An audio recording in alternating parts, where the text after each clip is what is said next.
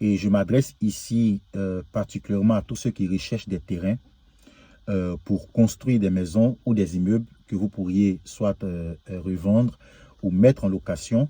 Et je ne m'adresse surtout pas aux personnes qui recherchent des terrains pour construire leur propre maison.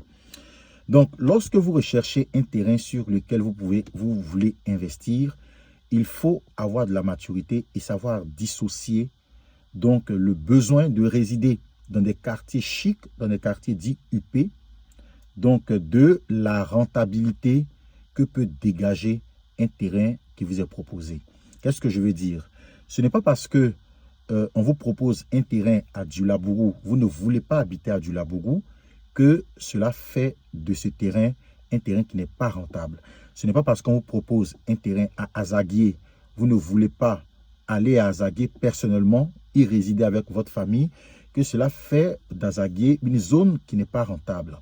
Bien souvent, les quartiers intermédiaires, je veux dire les quartiers pas trop bas en termes de standing, ni trop haut en termes de standing, sont les quartiers les plus rentables lorsque vous voulez investir dans le domaine de l'immobilier, parce que c'est dans ces quartiers-là que vous avez la plus grande partie de la population, et dans ces quartiers-là, vous avez également les plus fortes demandes en termes de logement.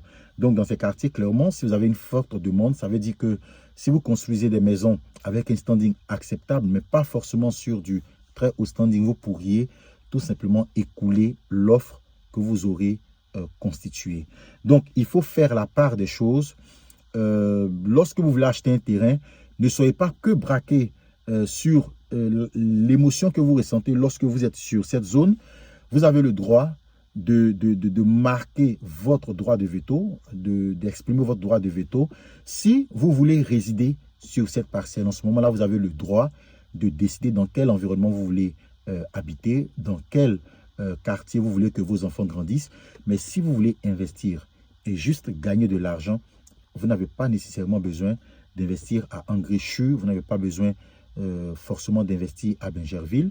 Il y a des zones qui sont moins classées que ces deux communes que je viens de citer, mais avec des rentabilités qui surpassent les investissements immobiliers dans ces communes. À très bientôt.